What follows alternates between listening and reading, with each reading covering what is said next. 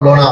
এখন ওই মানুষটা মারা গেছে, বিসমিল্লাহি ওয়া আলা মিল্লাতি রাসূলিল্লাহ বলে আমি আপনি কবরের মধ্যে তাকে শুইয়ে দিলাম, চিৎ করে তাকে শুইয়ে দিলাম, উপর করে দিলাম, কি কাট করে দিলাম।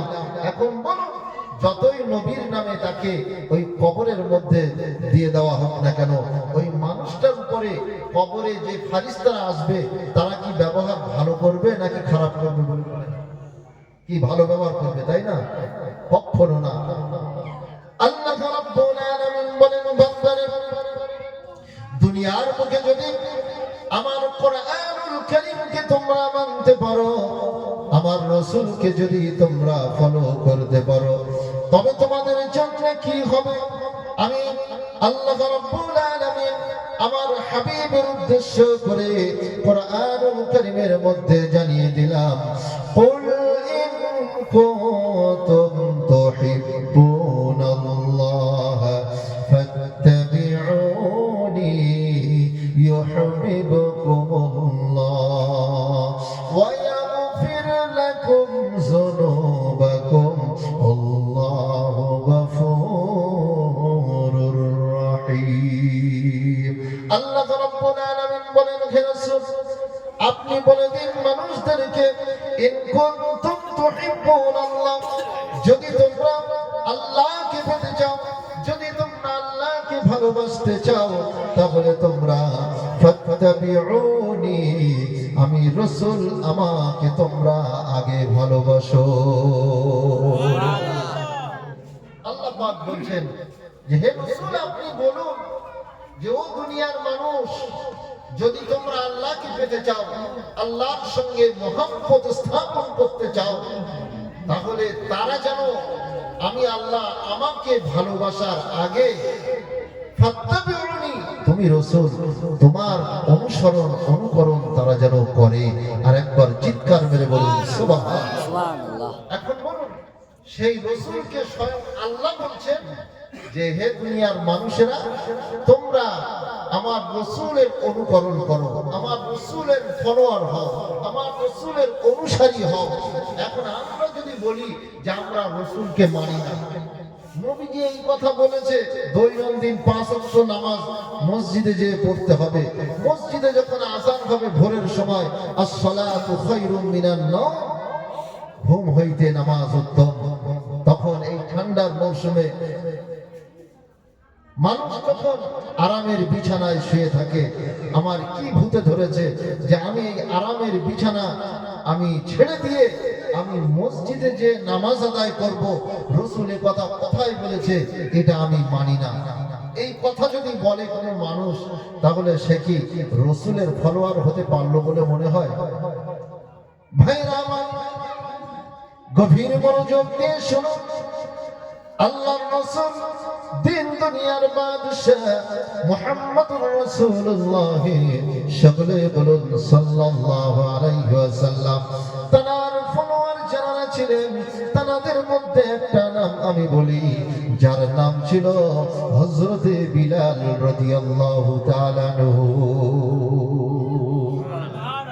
হযরতে বিলাল বিশ্বনবীর এমন একজন পাগল প্রেমিক সাহাবী। কিতাবের মধ্যে এসেছে বিশ্বনবী শুধু বলেছিলেন, ও আমার পাগল বিলাল, তুমি দৈনন্দিন যখন তুমি ওযু করবে, ওযু করার সাথে সাথে 2 রাকাত তাহিয়াতুল ওযুর নামাজ যদি তুমি আদায় করতে পারো, অবশ্যই আমি রাসূলুল্লাহ সাল্লাল্লাহু আলাইহি ওয়াসাল্লাম তোমার জন্য আমি রাসূলুল্লাহ ঘোষণা দিলাম, আল্লাহর দয়ার জান্নাত তোমার জন্য ওয়াজিব হয়ে যাবে। আল্লাহ রাসূল বললেন, হে আমার বিলাল, তোমাকে আমি একটা উপদেশ দিই, একটা কথা দিই, একটা কথা বলি, একটা সবক তোমাকে দিই, একটা সবক। যেমন আমরা যারা আল্লাহর ওলিদের দরবারে আমরা যাই, যারা আমরা বিভিন্ন পীর ওলিয়া উলিয়াদের দরবারে যে আমরা মুরিদান হয়ে আছি, হয়েছে, আমরা জানি যে আল্লাহর ওলিদের সুহবতে গেলে আল্লাহর ওলিয়া উলিয়ারা এক একটা দোয়া দরুদ, একটা সবক, ভালো পন্থা আমাদেরকে শিখিয়ে দেন। কি দেন তো নাকি? আল্লাহর কখনো তারা আমাদেরকে বিপদগামী করে না, যদি হক আল্লাহর ওলি হয়। আর যদি সে দুনিয়াদারির ওলি হয়, মানে দুনিয়ার প্রত্যাশা, দুনিয়ার লোভ লালস যদি থাকে, তাহলে সে আমাকে আপনাকে বিপদগামী করে দেবে। আপনার আমার চোখের অজান্তে তো আল্লাহ রাব্বুল আলামিন তার মাহবুব বান্দার যারা হয়, তাদের দরবারে গেলে এক একটা সবক দিয়ে দেয়। সেই সবকটা যদি আমি আপনি পুঙ্খানুপুঙ্খানু রূপে যদি মেনে দুনিয়ার বুকে চলতে পারি, অবশ্যই ওই আমলের বিনিময়ে আমার আপনার জন্য জান্নাত আল্লাহ পাক অবধারিত করে দেবেন। জোরে বলুন সুবহানাল্লাহ। এরকম অনেক নজির আছে, বললে অনেক সময় লাগবে। অনেক ওলিয়া উলিয়াদের ঘটনা আছে, কিন্তু আমি যাব আস্তে আস্তে সেদিকে ইনশাআল্লাহ। তো বিশ্ব নবী তিনি যে সবক দিলেন হযরতে বিলালকে, হযরতে বিলাল বললেন, ইয়া রাসূলুল্লাহ, ইয়া হাবিবাল্লাহ, হুজুর আপনি আমাকে যে নির্দেশটা দিয়েছেন, যে উপদেশটা দিয়েছেন, আমি মৃত্যুর আগ পর্যন্ত আপনার এই কথাটাকে আমি আমার বুকের ভিতরে ধারণ করে নিলাম। জোরে বলুন সুবহানাল্লাহ। ভাইরা আমার, হযরতে বিলাল রাদিয়াল্লাহু তাআলা আনহু তিনি এবার যখন 2 রাকাত নামাজ পড়ার জন্য হোক, 4 রাকাত নামাজের জন্য হোক, যখনই তিনি ওযু করতেন, ওযু করার সাথে সাথে 2 রাকাত তাহিয়াতুল ওযুর নামাজ ওযুর পরপরই তিনি আদায় করে নিতেন। কখনো নিজের বাড়িতে পড়তেন, কখনো মসজিদুন নববীতে যে 2 রাকাত তাহিয়াতুল ওযুর নামাজ আগে আদায় করে নিতেন, তারপরে বাকি নামাজগুলো তিনি আদায় করতেন। আল্লাহ রাব্বুল আলামিন বলেন, ও আমার হাবিব, ও আমার মুহাম্মদ, তুমি কি জানো, তুমি কি খবর রাখো, তোমার সাহাবী পাগল বিলাল, আমার বান্দা বিলাল, তোমার হুকুম মতো, তোমার আদেশ মতো, তোমার অনুসরণ অনুযায়ী তুমি যে হুকুম তার জন্য প্রদান করে দিয়েছো, যেদিন তুমি তার উপরে এই আদেশ দিয়েছো, ওই দিন থেকেই আমার পাগল বিলাল তোমার কথা অনুযায়ী পুঙ্খানু রূপে দুনিয়ার বুকে লালন পালন চলছে। ও আমার হাবিব, ও মুহাম্মদুর রাসূলুল্লাহ সাল্লাল্লাহু আলাইহি ওয়াসাল্লাম, আমি তোমাকে জানিয়ে দিলাম, তোমার পাগল প্রিয় সাহাবী বিলাল আজ থেকে সে যে 2 রাকাত তাহিয়াতুল ওযুর নামাজ আদায় করতেছে, এর জন্য আমি তার সম্মান, আমি আল্লাহ 7ম আসমান পর্যন্ত তার সম্মানকে আমি আল্লাহ পাক বাড়িয়ে দিলাম। কোন আসমান পর্যন্ত? 7ম আসমান পর্যন্ত। বিশ্বনবীর একটা আদেশকে মানার জন্য, ফলো করার জন্য হযরতে বিলালকে আল্লাহ পাক বিলালের সম্মান কতদূর পৌঁছে দিলেন? 7ম আসমান পর্যন্ত। আরেকবার জোরে বলুন সুবহানাল্লাহ। নারায়ে তাকবীর। আরেকটু জোরে হবে না? নারায়ে তাকবীর। ভাইরা আমার, সেই রাসূলের ফলোয়ার যদি আমরা হতে পারি, অবশ্যই আমার আপনার সম্মানটাও আল্লাহ পাক অনেক উচ্চ থেকে উচ্চতরে তিনি পৌঁছে দিতে পারেন। জোরে বলি সুবহানাল্লাহ। দেখেন, বিশ্বনবীর কথাগুলো মেনে, বিশ্বনবীর আদেশ উপদেশগুলো মেনে যারা চলেছিল, তারা কতটা কামিয়াবি হয়েছিল দুনিয়ায়। হযরত বিলাল রাদিয়াল্লাহু তাআলা আনহু যখন বিশ্বনবী মুহাম্মদ রাসূলুল্লাহ সাল্লাল্লাহু আলাইহি ওয়াসাল্লাম মিরাজের রাতে, আমরা অনেকেই জানি ঘটনা, আল্লাহর সান্নিধ্যে যাওয়ার জন্য তিনি পাড়ি দিলেন, বাইতুল মামুরে গেলেন, এবং সেখানে যে আল্লাহর রাসূল অনেক হাজার হাজার কিতাবের মধ্যে আসছে যে বাইতুল মামুরের মধ্যে 70,000 ফেরেশতারা একত্রিত ভাবে তারা এক ওয়াক্ত নামাজ আদায় করতে পারে। জোরে বলুন সুবহানাল্লাহ। একসঙ্গে 70,000 ফেরেশতারা সেখানে নামাজ পড়তে পারে, এত বড় জায়গা। কিতাবের মধ্যে এসেছে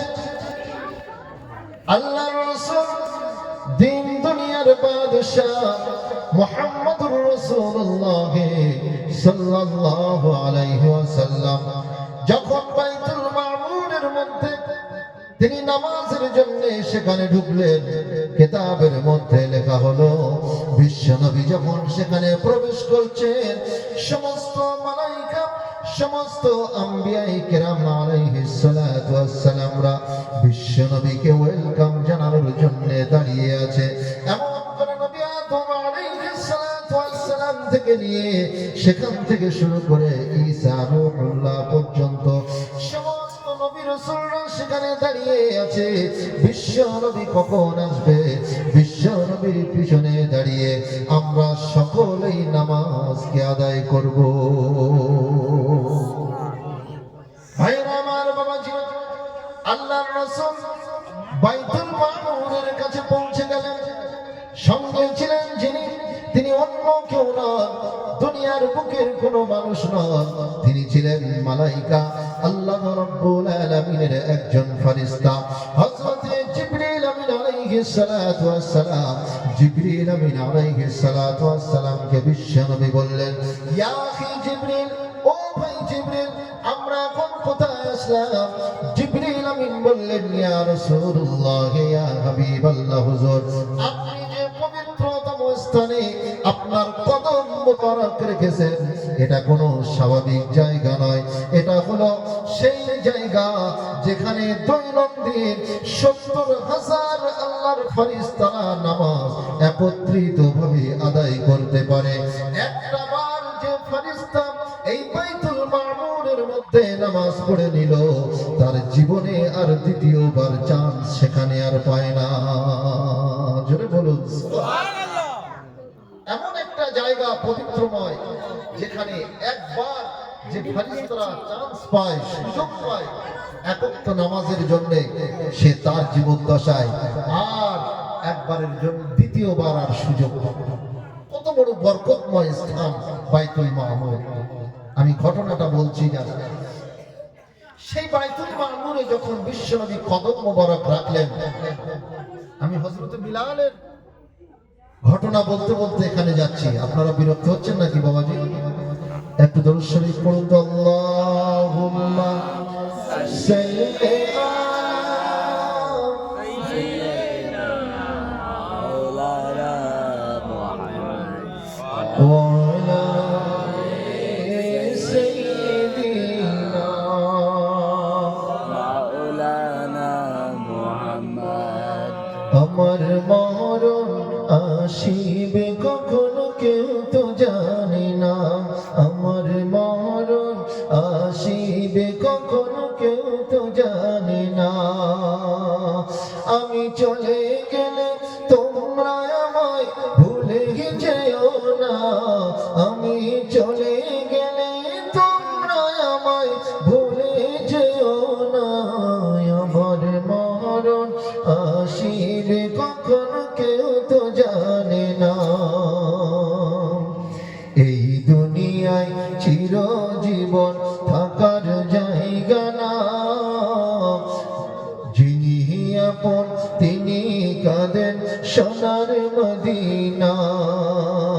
এই দুনিয়ায় চিরজীবন থাকার জায়গা না, অন্ধকারে কবর যে আমার আসল ঠিকানা। ও ভাই, অন্ধকারে কবর যে আমার আসল ঠিকানা। সবাই রেখে আমায় চলে যাবে, সঙ্গী হবে না। সবাই রেখে আমায় চলে যাবে, সঙ্গী হবে না। আমার মরণ আসিবে কখনো কেউ তো জানে না। তোমার আমার কে আপন একটু ভাবনা, যিনি আপন তিনি কাঁদেন সোনার মদিনা। ও ভাই, যিনি আপন তিনি কাঁদেন সোনার মদিনা। সেই নবীজির দিদার পেতে চলো মদিনা। ও ভাই, সেই নবীজির দিদার পেতে চলো মদিনা।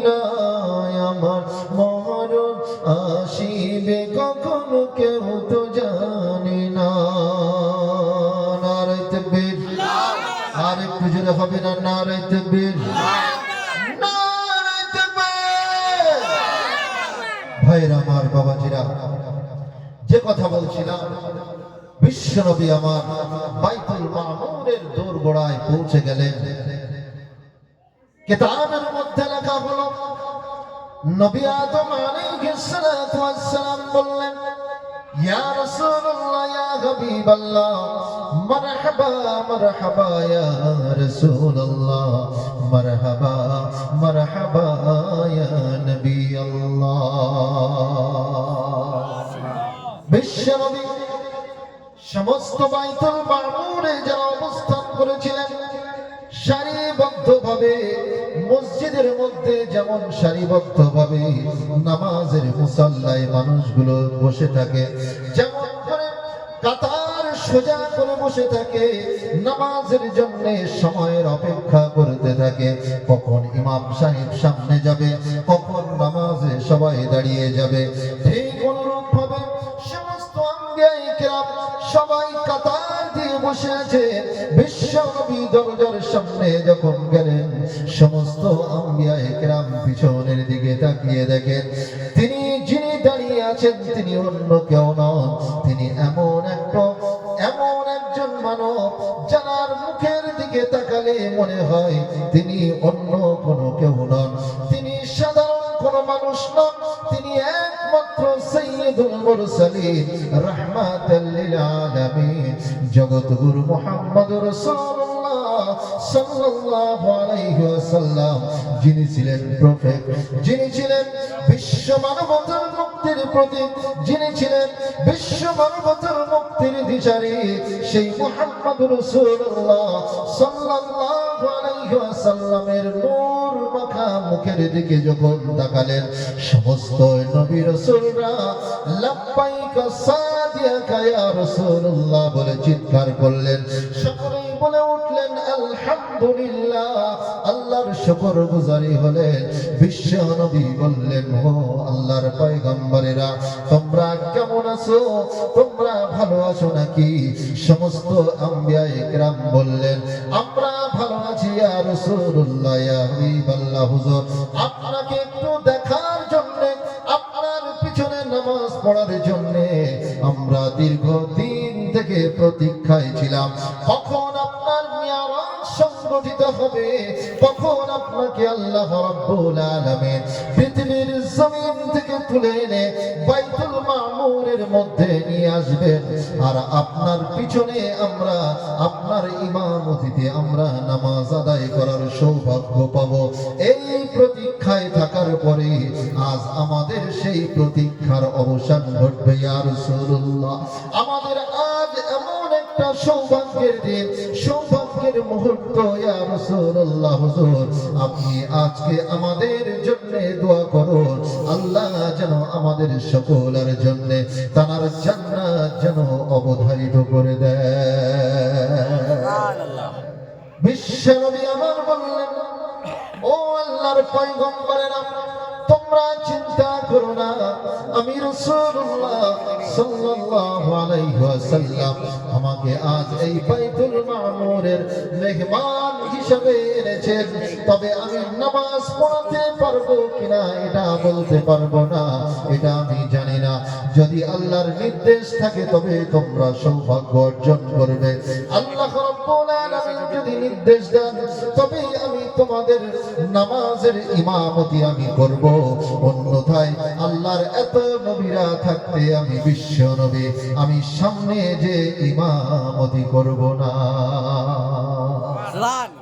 আচ্ছা বলুন, বিশ্ব নবী এই কথা বলে অন্যান্য নবীদের মর্যাদা কমালেন না বাড়িয়ে দিলেন? বাড়িয়ে দিলেন। তিনি রাহমাতাল লিল আলামিন হলেন, যিনি ছিলেন সৃষ্টির শ্রেষ্ঠ, সৃষ্টির সেরা, সৃষ্টির শ্রেষ্ঠ মহামানব, যাকে সৃষ্টি না করলে আল্লাহ পাক দুনিয়ায় অন্য কিছুই সৃজন করতেন না। সেই আল্লাহ, সেই নবী মুহাম্মদ রাসূলুল্লাহ সাল্লাল্লাহু আলাইহি ওয়াসাল্লাম বলেন যে আল্লাহ যদি নির্দেশ দেন তবে আমি ইমামতি করব, আর আমি ইমামতি, আমি আজ তোমাদেরকে তোমাদের সামনে যে ইমামতি করব, এটা আমি চাই না। তবে আল্লাহর যদি হুকুম হয়, আল্লাহর যদি নির্দেশ আসে, তবে আমি করব। কারণ তোমাদের সামনে যে ইমামতি করব, এই মন, এই উদ্দেশ্য নিয়ে আজ আমি দুনিয়ার এই ধুলার ভরা মাটি থেকে আজ আমি এই বাইতুল মামুরে আমি আসি নাই। জোরে বলুন সুবহানাল্লাহ। এখন ওই পবিত্রময় স্থানে, ওই ইবাদতের গৃহে ঘরে অন্যান্য নবীরা মনে মনে ভাবছে যে আজ আমাদের এখানে যিনি এসেছেন বিশ্ব নবী মহামানব, আজকে যদি এই ইমামতির চান্স যদি আমি নবী ইব্রাহিম আমি যদি আজ পাই, তাহলে আমি সব থেকে বড় সৌভাগ্যবান। জোরে বলুন সুবহানাল্লাহ।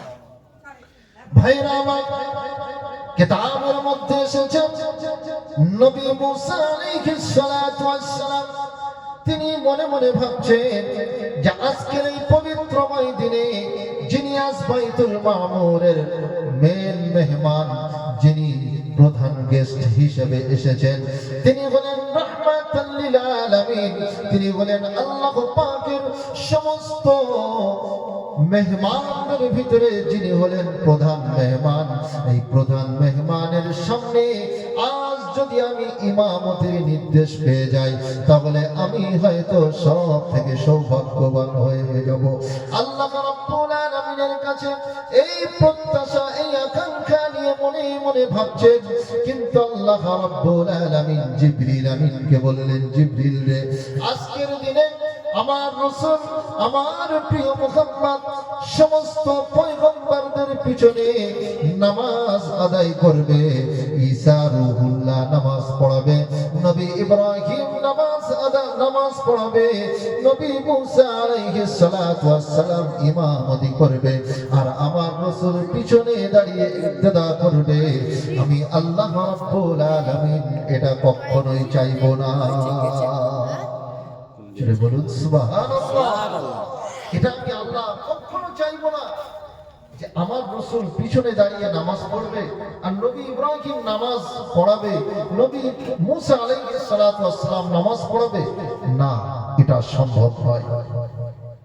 ভাইরা আমার, বাবাজিরা, আল্লাহর রাসূল একটা কাতার এর সামনে যখন কদম রাখলেন, দ্বিতীয় কাতারের সামনে যখন কদম মোবারক রাখলেন, এক এক কাতারের পয়গম্বরেরা বিশ্ব নবীকে আগের দিকে বাড়াতে লাগলেন।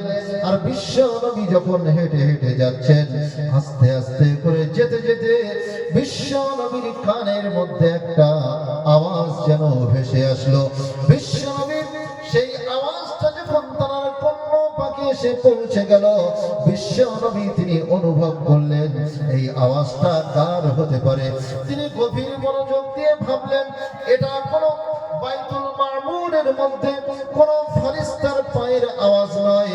এই বাইতুল মামুরের চতুর্পার্শ্বে যে সমস্ত জিন এবং ফেরেশতারা ঘোরাঘুরি করে, তাদেরও পায়ের কদমের আওয়াজ নয়। এটা হলো সেই মানুষের পায়ের আওয়াজ, যিনি হলেন আমার পাগল সাহাবী হযরতে বিলাল রাদিয়াল্লাহু তাআলা আনহু। আর একটু জোরে হবে না সুবহানাল্লাহ? নারে তাকবীর।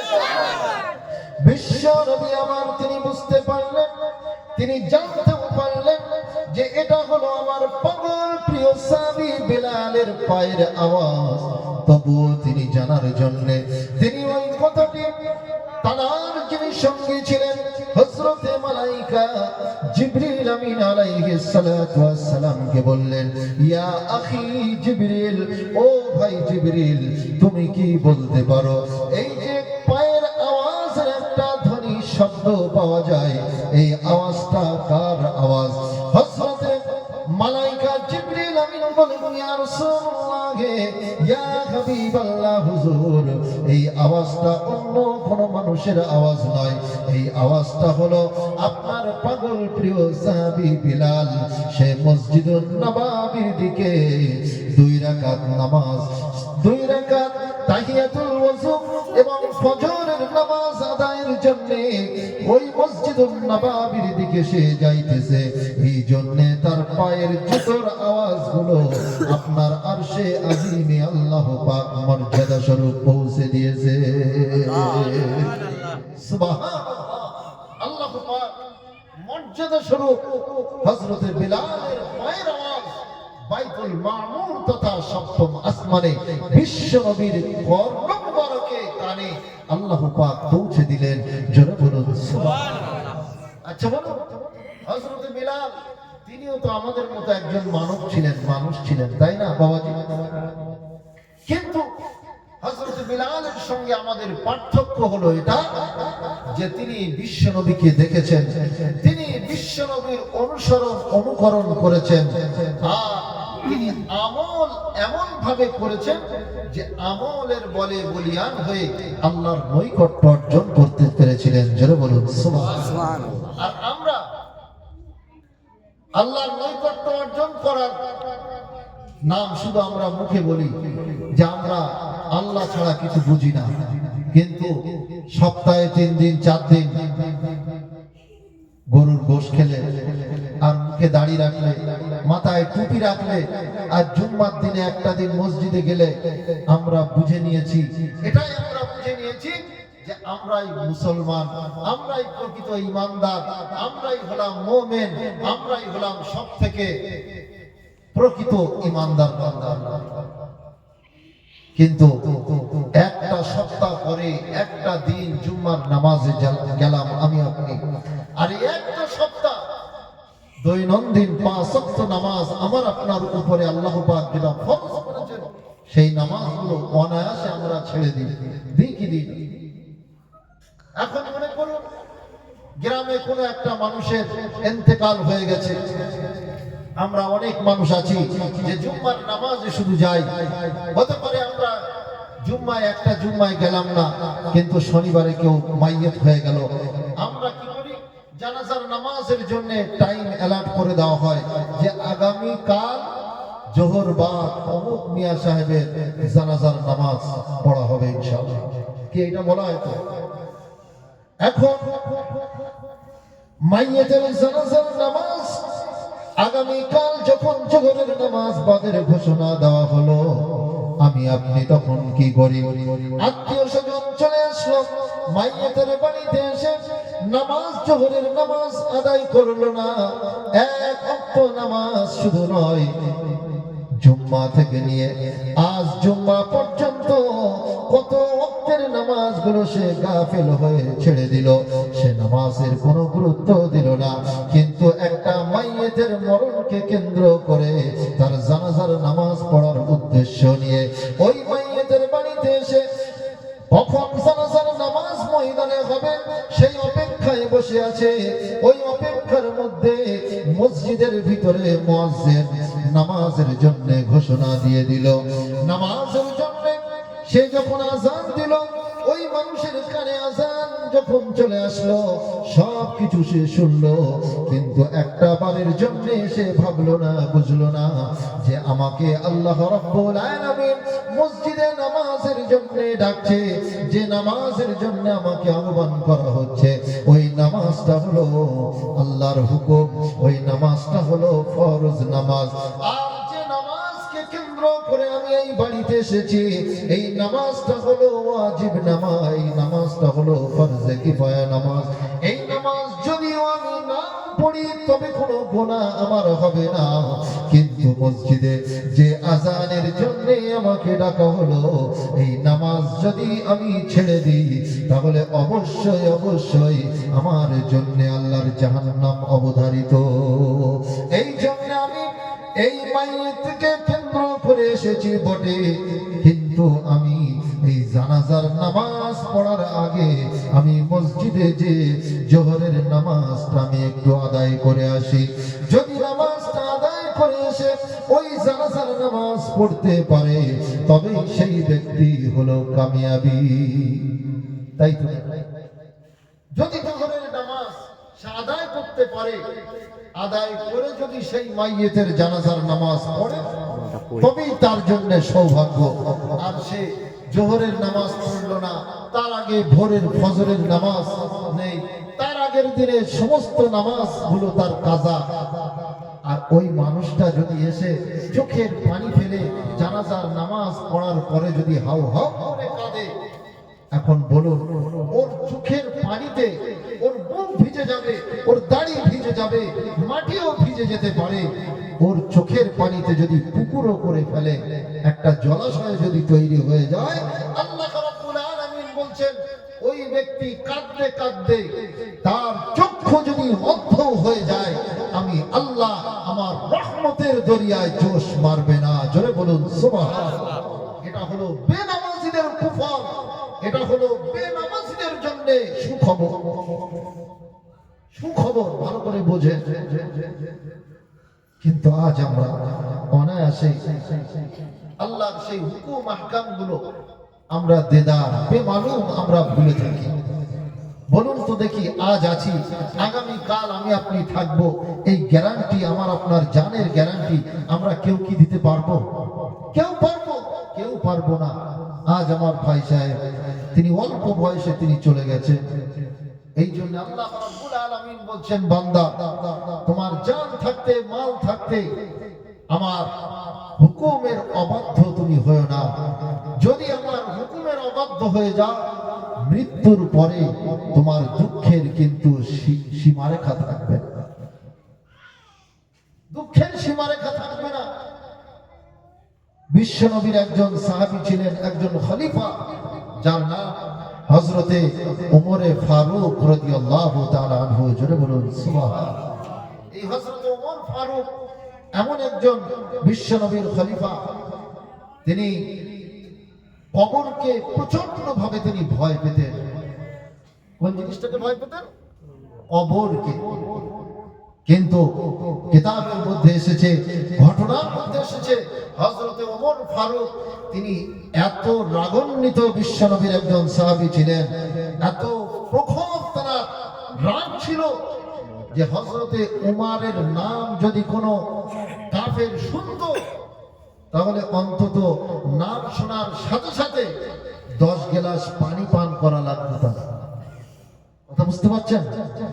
যে তার দিল, তার অন্তর প্রকম্পিত হয়ে যেত হযরতে উমর রাদিয়াল্লাহু তাআলা আনহুর নাম শুনে। জোরে বলুন সুবহানাল্লাহ। তো সেই হযরতে উমর রাদিয়াল্লাহু তাআলা আনহু দুনিয়ার কোন বাতিলকে তিনি কখনো ভয় করতেন না। কোন লাট সাহেব, কোন মাতব্বর, কাউকে দেখে তিনি ভয় করতেন না। তিনি একমাত্র আল্লাহ রাব্বুল আলামিন ছাড়া তিনি কাউকে কোনো তোয়াক্কা ভয় তিনি করতেন না। জোরে বলুন সুবহানাল্লাহ। কিন্তু কিতাবের মধ্যে এসেছে হযরতে ওমর ফারুক রাদিয়াল্লাহু তাআলা আনহু, যে ওমর কোন মানুষের ভয় করতেন না, যে ওমর কোন মাতব্বরকে দেখে ভয় পেতেন না, সেই ওমর রাদিয়াল্লাহু তাআলা আনহু কোন এক গভীর রজনীতে মসজিদুন নববীর ভিতরে আলোগুলো বন্ধ, অন্ধকারের মধ্যে বসে হযরত ওমর হাউ হাউ করে কাঁদে, আল্লাহর কাছে ফরিয়াদ করে, আল্লাহ রে, আমি একটা মানুষ, আমার নাম হলো ওমর, দুনিয়ার বুকে আমার অনেক যশ, অনেক খ্যাতি, অনেক মানুষ আমাকে ভয় করে, অনেক মানুষ আমাকে পাওয়ারফুল ওমর হিসেবে চেনে, কিন্তু আমি ওমর, আমি তো জানি আমি একজন তোমার নগণ্য বান্দা। আল্লাহ, আমি তোমার কাছে ভিক্ষা চাই, আমি তোমার কাছে দোয়া করি, আল্লাহ, আমি ওমর, আমি যখন মারা যাব, আমার লাশখানা যখন কবরের মধ্যে রাখা হবে, হে আল্লাহ রাব্বুল আলামিন, দয়া করে অনুগ্রহ করে আমার উপরে যেন কবরের চাপ তুমি দিও না। জোরে বলুন। তিনি কবরকে এত ভয় পেতেন, হাউ হাউ করে ডুকরে ডুকরে কাঁদতে কাঁদতে এই কথাগুলো বলছেন যে আল্লাহ, কবরের চাপ আমি ওমর আমার শরীরে যেন আল্লাহ তুমি দিও না, কারণ আমি একজন তোমার নগণ্য বান্দা। যদি কবরের 500 চাপ যদি আমার শরীরে দেওয়া হয় আল্লাহ, আমি ওই কবরের চাপ ওমর সইতে পারবো না। জোরে বলুন সুবহানাল্লাহ। তার এত ইবাদত, এত আল্লাহর বন্দেগী এমন শুকরগুজারি ছিলেন জানার সার্টিফিকেট স্বয়ং বিশ্বনবী দুনিয়া থেকে দিয়েছিলেন। জোরে বলুন সুবহানাল্লাহ। তবুও তিনি কবরকে ভয় পেতেন। এমন করে হযরত ওমর কোন সময় বলতেন, হে আল্লাহ রাব্বুল আলামিন, তিনি উন্মুক্ত তৃণভূমিতে তিনি চলে যেতেন। কোন ময়দানে যে ঘাসের দিকে তাকিয়ে তিনি বলতেন, হে ওমর, যদি তোমাকে আল্লাহ ওমর না তৈরি করে, যদি কোনো একটা লোকালয়ের ভিতরে কোনো একটা মাঠে কোনো মরুভূমির উপরে যদি তৃণ হিসাবে তোমাকে সৃষ্টি করত, যদি ঘাস হিসাবে তোমাকে তৈরি করা হতো, তাহলে ওই ঘাসগুলো দুনিয়ার বুকে বিভিন্ন জন্তু জানোয়ারেরা খেয়ে নিত। কাল কিয়ামতের ময়দানে আসামির কাঠ গড়ায় উমর হিসেবে দাঁড়াতে হতো না। হযরত উমর এইভাবে নিজের সঙ্গে নিজে এইভাবে কথা বলতেন যে, হে উমর, যদি তুমি আজকে উমর হয়ে দুনিয়ায় না এসে যদি আল্লাহ তোমাকে এই ময়দানের এই মরুভূমির ঘাস করে যদি পাঠাতো, গরু ছাগল ভেড়া দুম্বারা উটেরা এই ঘাসগুলো খেয়ে নিত, কিয়ামতের ময়দানে আসামির কাঠগড়ায় কোনোদিন দাঁড়াতে হতো না, কতই না আমি সৌভাগ্যবান হতাম। এই বলে তিনি নিজের সঙ্গে নিজে কথোপকথন করতেন। ভাইরা আমার, বাবাজিরা, একটু দরুদ শরীফ আল্লাহুম্মা সাল্লি আলা সাইয়্যিদিনা মাওলানা মুহাম্মদ ওয়া আলা আলি সাইয়্যিদিনা মাওলানা মুহাম্মদ। ভাইরা আমার, বাবাজিরা, আমি আমার বক্তব্য আর দীর্ঘায়িত করব না। স্বল্প সময়ের ভিতরে যা কিছু বললাম, যা কিছু শুনলাম, আমরা প্রত্যেকেই শোনা বুঝার থেকে আল্লাহর কাছে আমরা ফরিয়াদ করি যে আল্লাহ পাক যেন আমাদেরকে মেনে এই দুনিয়ার বুকে মৃত্যুর আগ পর্যন্ত যেন চলার তৌফিক দান করেন। সকলে বলি আমিন, আল্লাহুম্মা আমিন। ওমা তৌফিকি ইল্লা বিল্লাহ, আলাইহি তাওয়াক্কালতু ওয়া ইলাইহি উনীব। আসসালামু আলাইকুম ওয়া রাহমাতুল্লাহ। এখন আপনাদের সম্মুখে যিনি বক্তব্য রাখতে আসছেন, আমাদের সকলের সুপরিচিত বক্তা, স্থানীয় ইমাম জনাব হাফেজ মাওলানা মোহাম্মদ আব্দুল আজিজ সাহেব। সকলে ধীরস্থিরভাবে তানার মুখে আল্লাহর পবিত্র গ্রন্থ আল কোরআনুল কারীম, বিশ্ব নবীর জীবন আদর্শ আপনারা সকলেই শ্রবণ করুন। দরুদ শরীফ আল্লাহুম্মা সাল্লি আলা সাইয়্যিদিনা মাওলানা মুহাম্মদ ওয়া আলা আলি সাইয়্যিদিনা